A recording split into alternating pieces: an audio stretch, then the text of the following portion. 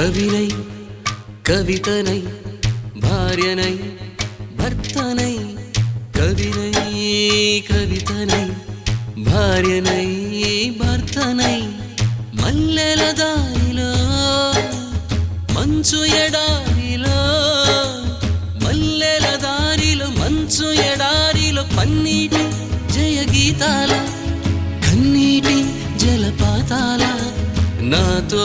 నేను అనుగమిస్తూ నాతో నేనే రమిస్తూ ఒంటరినై అనవరతం కంటున్నాను నిరంతరం